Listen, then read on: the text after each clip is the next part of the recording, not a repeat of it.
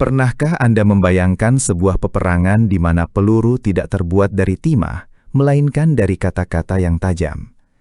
Di tengah gemuruh revolusi Indonesia yang berdarah, ada satu sosok yang memegang kunci masa depan bangsa ini di meja perundingan yang sangat dingin dan penuh tekanan.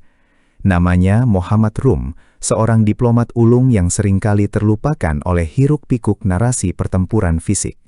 Hari ini, kita akan mengungkap sisi gelap dan tekanan luar biasa di balik perjanjian Rum-Royen yang legendaris. Apakah dia seorang pahlawan yang cerdik, atau hanya sekedar pion dalam permainan catur kolonial Belanda yang licik? Mari kita telusuri jejak misterius sang diplomat yang mempertaruhkan segalanya demi kedaulatan sebuah bangsa yang baru lahir. Selamat datang di kanal kami, di mana sejarah bukan sekedar angka dan tanggal, melainkan rangkaian misteri yang menunggu untuk dipecahkan. Dalam episode spesial kali ini, kita akan membedah profil Muhammad Rum dari sudut pandang yang berbeda, melihat intrik politik dan ancaman nyawa yang ia hadapi. Anda akan mendapatkan gambaran utuh tentang bagaimana diplomasi bekerja di bawah bayang-bayang senjata agresi militer Belanda. Kami telah mengumpulkan arsip langka dan catatan harian untuk membawa Anda kembali ke tahun 1949. Persiapkan diri Anda untuk perjalanan melintasi waktu, mengungkap strategi brilian yang menyelamatkan Republik Indonesia dari ambang kehancuran total. Lahir di Parakan, Temanggung pada tahun 1908, Muhammad Rum tumbuh dalam suasana kolonial yang kental dengan ketidakadilan sosial. Sejak kecil, ia telah melihat bagaimana perbedaan perlakuan antara warga pribumi dan penguasa Belanda membentuk api kecil di hatinya. Pendidikan di Rex Hogeschool te Batavia, atau Sekolah Tinggi Hukum, menjadi ladang tempat ia mengasah ketajaman berpikir dan logika hukumnya. Disinilah ia mulai terlibat aktif dalam organisasi pemuda, mencari jalan untuk membebaskan bangsanya bukan dengan pedang, melainkan dengan argumen yang tak terbantahkan. Namun perjalanan ini tidaklah mudah, karena setiap langkahnya diawasi ketat oleh intelijen Belanda yang mencurigai setiap gerakan intelektual muda. Memasuki era 1930-an, Rum bergabung dengan Jong Islami Tenbon, sebuah organisasi yang menjadi wadah persemaian ide-ide kemerdekaan berbasis nilai religius dan nasionalis. Ia bukan sekadar pengikut, melainkan pemikir yang percaya bahwa kemerdekaan harus diperjuangkan secara terstruktur dan legal. Di tengah penggeledahan dan penangkapan aktivis oleh pemerintah kolonial, Rum belajar cara bermain aman tanpa mengorbankan prinsipnya. Kemampuannya untuk tetap tenang di bawah tekanan mulai terasa, sebuah bakat yang nantinya akan menjadi senjata paling mematikan saat berhadapan dengan diplomat Eropa yang angkuh. Ia memahami bahwa untuk mengalahkan lawan, ia harus memahami bahasa dan cara berpikir lawan tersebut dengan sangat baik. Ketika Jepang masuk dan mengusir Belanda pada tahun 1942, keadaan bukannya membaik, malah menjadi semakin tidak menentu bagi para pejuang kemerdekaan. Rum melihat ini sebagai kesempatan sekaligus ancaman, di mana ia harus menavigasi politik antara fasisme Jepang dan keinginan rakyat untuk merdeka. Selama masa pendudukan ini, ia terus menjalin komunikasi dengan tokoh-tokoh besar seperti Soekarno dan Hatta, mempersiapkan fondasi hukum bagi negara yang akan segera lahir. Masa-masa ini penuh dengan ketakutan akan eksekusi mendadak, namun Rum tetap teguh menjalankan perannya di balik layar. Ia belajar bahwa dalam politik, terkadang diam adalah suara yang paling keras, dan menunggu adalah langkah yang paling cepat. Proklamasi 17 Agustus 1945 memang dikumandangkan. Namun, kemerdekaan yang sesungguhnya masih sangat jauh dari genggaman karena Belanda enggan melepaskan koloninya. Muhammad Rum segera terjun ke dalam pemerintahan baru sebagai anggota Komite Nasional Indonesia Pusat, bersiap menghadapi badai diplomatik yang akan datang. Belanda kembali dengan membonceng pasukan sekutu, memicu konflik bersenjata di berbagai sudut kota. Rum menyadari bahwa Indonesia tidak mungkin menang hanya dengan kekuatan militer yang terbatas melawan teknologi Barat. Maka, ia mulai mempromosikan ide perundingan sebagai jalan keluar yang bermartabat. Meskipun banyak pejuang garis keras yang menganggapnya sebagai tindakan pengejut. Agresi militer Belanda I pada tahun 1947 menjadi ujian berat bagi integritas diplomatik Republik, dan Rum berada di garis depan untuk memprotes tindakan tersebut ke dunia internasional. Ia bekerja keras meyakinkan PBB bahwa Indonesia adalah negara berdaulat yang sedang dizalimi oleh nafsu imperialisme lama. Dunia mulai melirik, namun Belanda masih terlalu kuat dan didukung oleh kepentingan ekonomi global. Rum seringkali harus begadang di bawah lampu minyak, menyusun draft-draft nota keberatan yang akan dikirim ke Washington dan London. Setiap kata yang ia tulis memiliki beban berat, karena kesalahan kecil saja bisa memberikan alasan bagi Belanda untuk menghancurkan republik secara legal. Situasi semakin memburuk saat Belanda melancarkan agresi militer 2 pada Desember 1948, yang berujung pada penangkapan para pemimpin tertinggi, termasuk Soekarno, Hatta, dan Rum sendiri. Mereka diasingkan ke berbagai tempat terpencil untuk memutus rantai komando perjuangan rakyat Indonesia. Rum dibawa ke Parapat, lalu ke Bangka, di mana ia harus hidup dalam isolasi dengan pengawasan militer yang sangat ketat. Di tengah kesunyian pengasingan, Rum tidak menyerah. Ia justru menggunakan waktu tersebut untuk merenung dan menyusun strategi perundingan masa depan. Ia yakin bahwa Belanda akan segera terdesak oleh tekanan opini publik dunia yang mulai mengecam aksi militer mereka yang brutal. Di pengasingan Bangka, Rum menunjukkan ketenangan seorang stoik. Ia tidak pernah terlihat panik meskipun masa depan republik tampak suram di mata dunia. Ia terus berdiskusi dengan sesama tokoh yang diasingkan, menjaga semangat dan kewarasan di tengah ketidakpastian nasib mereka. Belanda mencoba membujuknya untuk bekerja sama demi pemerintahan boneka, namun Rum menolak dengan halus namun sangat tegas. Keteguhan hatinya ini membuat para penjaganya bahkan mulai menaruh hormat pada sosok pendiam namun berwibawa ini.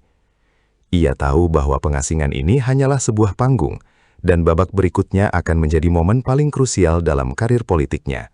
Tekanan internasional, terutama dari Amerika Serikat yang mengancam akan menghentikan bantuan Marshall Plan, akhirnya memaksa Belanda kembali ke meja runding.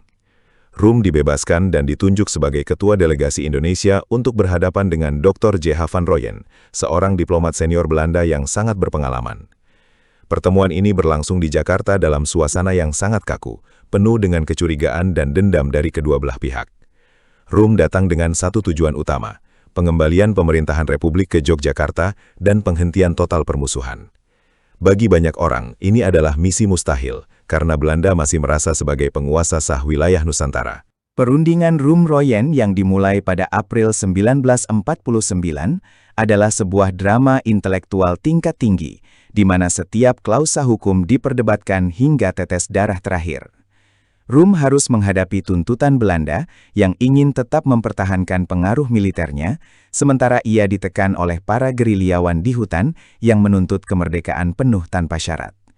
Ia berada di posisi yang sangat sulit, terjepit di antara idealisme revolusi dan realitas diplomatik yang pahit. Setiap malam, Rum hanya tidur beberapa jam, menimbang-nimbang setiap konsekuensi dari kata setuju yang mungkin ia ucapkan.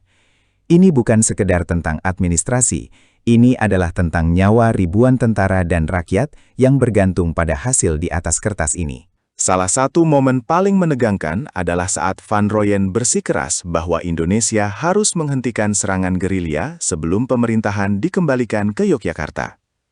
Rum tahu bahwa ia tidak bisa sepenuhnya menjamin tindakan para panglima perang di lapangan, namun ia harus memberikan janji yang cukup meyakinkan. Debat berkecamuk selama berhari-hari tanpa ada tanda-tanda kesepakatan, membuat suasana di luar ruangan perundingan semakin memanas dengan desas-desus kegagalan.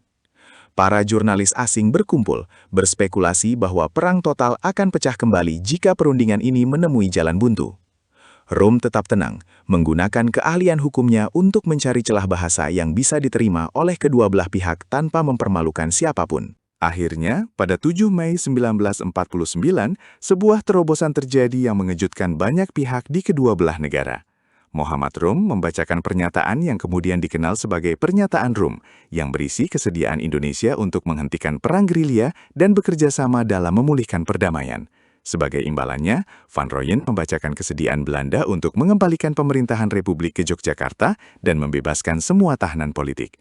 Kesepakatan ini sering dianggap kontroversial karena dianggap terlalu banyak memberi konsesi kepada Belanda oleh pihak oposisi dalam negeri. Namun, bagi Rum, ini adalah satu-satunya jalan logis untuk menarik pasukan Belanda keluar dari jantung pertahanan Republik tanpa pertumpahan darah lebih lanjut. Dampak dari kesepakatan Rum-Rooyen sangatlah instan.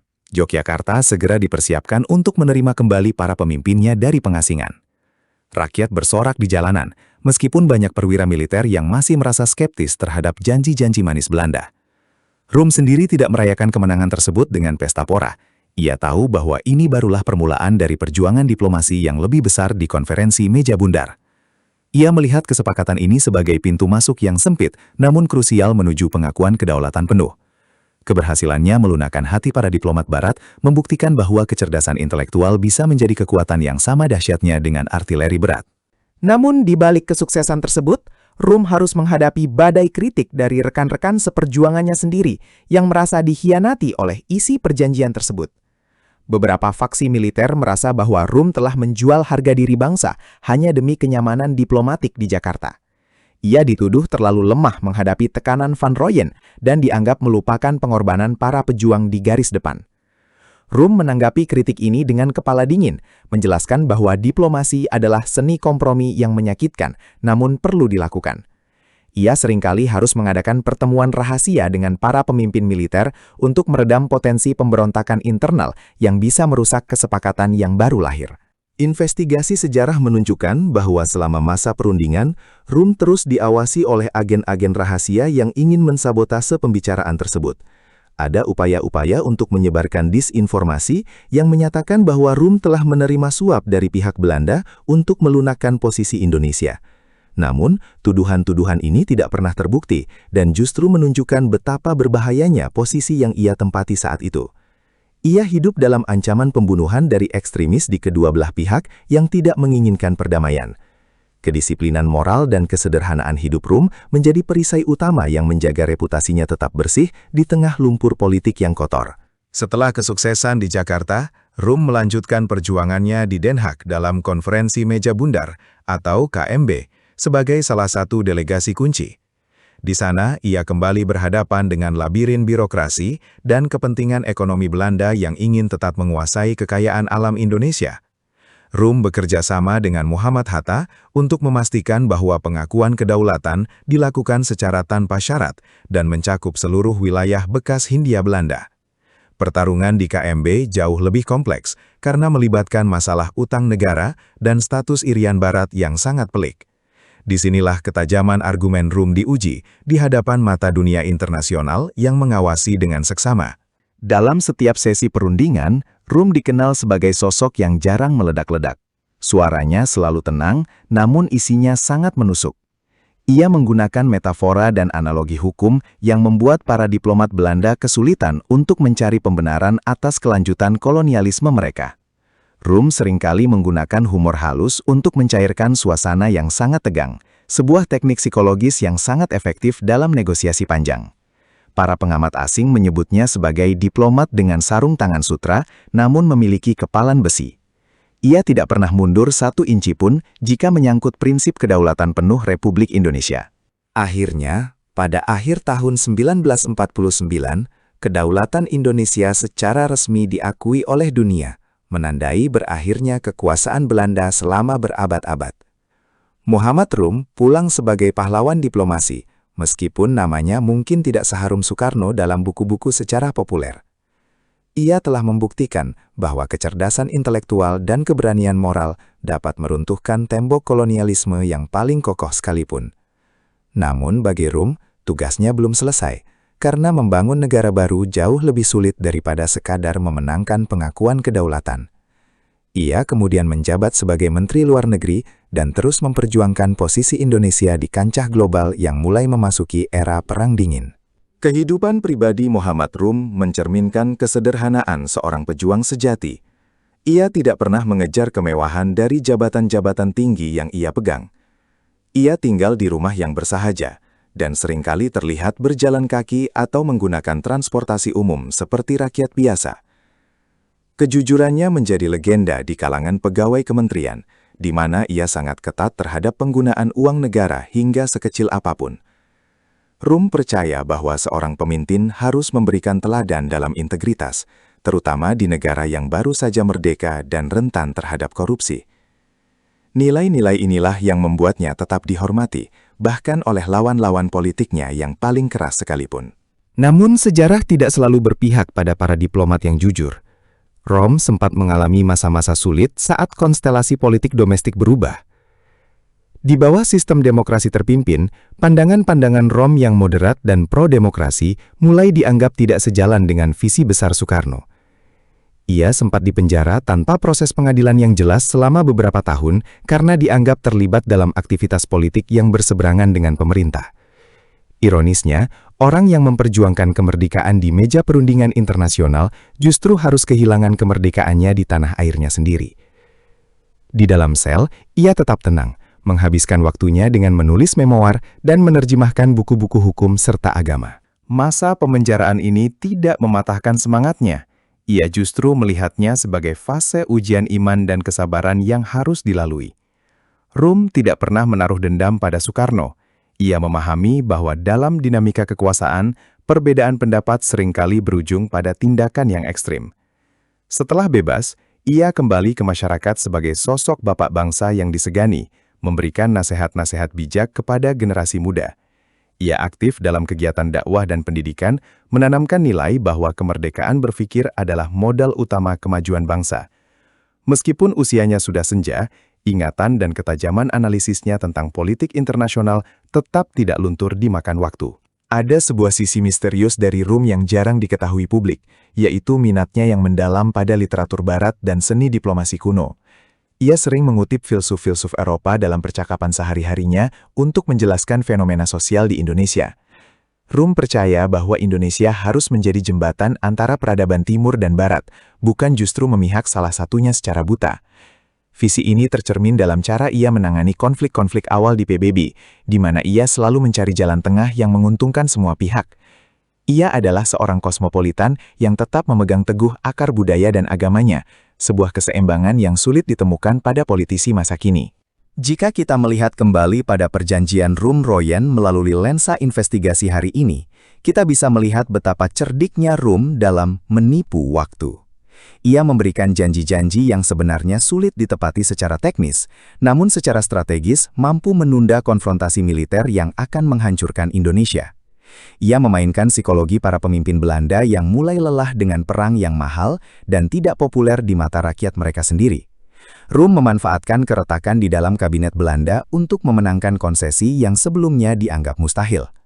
Ini adalah bukti bahwa dalam diplomasi, kebenaran seringkali memiliki banyak lapisan, dan Rum adalah maestro dalam mengelola lapisan-lapisan tersebut. Keberanian Rum juga terlihat saat ia harus menghadapi para panglima militer Indonesia yang sangat marah dengan keputusannya di meja runding. Dalam sebuah pertemuan yang sangat tegang, ia pernah berkata bahwa diplomasi bukan berarti menyerah, tapi memberi kesempatan bagi bangsa untuk menarik napas dan mengisi kembali amunisi. Kalimat ini menjadi sangat terkenal karena mampu meredam emosi para prajurit yang sudah tidak sabar untuk menyerang balik. Ia menunjukkan bahwa keberanian tidak selalu harus ditunjukkan dengan teriakan di medan perang, tapi juga dengan keteguhan dalam memegang prinsip di tengah cemoohan. Rom adalah perisai intelektual yang menjaga agar pedang militer tidak tumpul karena digunakan secara gegabah. Menjelang akhir hayatnya pada tahun 1983, Muhammad Rum meninggalkan warisan intelektual yang luar biasa dalam bentuk tulisan dan dokumen sejarah. Ia tidak meminta dikultuskan sebagai pahlawan tanpa celah, melainkan ingin diingat sebagai orang yang mencoba melakukan hal benar di masa yang sangat sulit. Kematiannya meninggalkan lubang besar dalam dunia diplomasi Indonesia, di mana sosok-sosok dengan integritas seperti dirinya semakin jarang ditemukan. Banyak orang mulai menyadari bahwa tanpa kegigihan Rum di tahun 1949, peta Indonesia mungkin akan terlihat sangat berbeda hari ini. Ia adalah pahlawan sunyi yang bekerja di lorong-lorong gelap sejarah untuk membawa cahaya bagi masa depan kita. Kita perlu belajar dari Rum tentang bagaimana mengelola konflik tanpa kehilangan martabat dan identitas. Di dunia yang semakin terpolarisasi saat ini, pesan-pesan moderasi dan diplomasi Rum terasa lebih relevan daripada sebelumnya. Ia mengajarkan kita bahwa musuh hari ini bisa menjadi mitra bicara esok hari jika kita memiliki kecerdasan untuk menemukan titik temu. Kisah Rum adalah pengingat bahwa kekuatan sebuah bangsa tidak hanya diukur dari jumlah tank atau pesawat tempurnya, tapi dari kualitas pemikiran para pemimpinnya. Mari kita gali lebih dalam lagi nilai-nilai luhur yang ia tinggalkan, agar tidak terkubur oleh debu sejarah yang seringkali hanya mencatat para pemenang perang. Setiap dokumen yang ia tanda tangani bukan sekedar kertas, melainkan bukti perjuangan seorang pria yang rela namanya dicercah demi keselamatan bangsa. Rum adalah contoh nyata bahwa kejujuran politik adalah modal paling berharga yang bisa dimiliki oleh seorang pejabat publik. Melalui video ini, kita telah melihat bagaimana seorang Muhammad Rum menavigasi badai besar dengan sebuah perahu kecil bernama diplomasi. Semoga kisah ini menginspirasi Anda semua untuk selalu mengutamakan dialog dan kecerdasan dalam menyelesaikan setiap masalah dalam kehidupan sehari-hari. Jangan biarkan pengorbanan para tokoh bangsa ini menjadi sia-sia hanya karena kita lupa akan detail-detail penting perjuangan mereka. Sebagai penutup, Muhammad Rum adalah bukti bahwa sejarah tidak selalu ditulis oleh mereka yang paling keras berteriak, melainkan oleh mereka yang paling gigih berpikir. Perjuangannya di meja perundingan adalah true crime terhadap ketidakadilan kolonial yang ingin terus mencekik bayi republik yang baru lahir. Ia berhasil membongkar skenario Belanda dengan logika hukum yang tak terbantahkan, menjadikannya salah satu detektif kedaulatan terbaik yang pernah dimiliki Indonesia. Mari kita terus hargai jasa-jasanya, dengan mempelajari lebih dalam tentang taktik dan strateginya yang brilian. Sejarah adalah guru terbaik, dan Muhammad Rum adalah salah satu bab yang paling berharga untuk kita pelajari berulang kali. Terima kasih telah menonton dokumenter investigasi tentang Muhammad Rum ini sampai selesai. Kami berharap informasi ini menambah wawasan Anda tentang sisi lain sejarah kemerdekaan kita yang penuh dengan intrik dan keberanian intelektual. Bagaimana menurut Anda? Apakah strategi diplomasi Rum adalah langkah paling tepat pada saat itu? Sampaikan pendapat atau analisis Anda di kolom komentar di bawah ini, kami sangat ingin mendengarnya. Jangan lupa like dan subscribe untuk update seru lainnya tentang misteri sejarah dan tokoh-tokoh luar biasa yang membentuk dunia kita hari ini.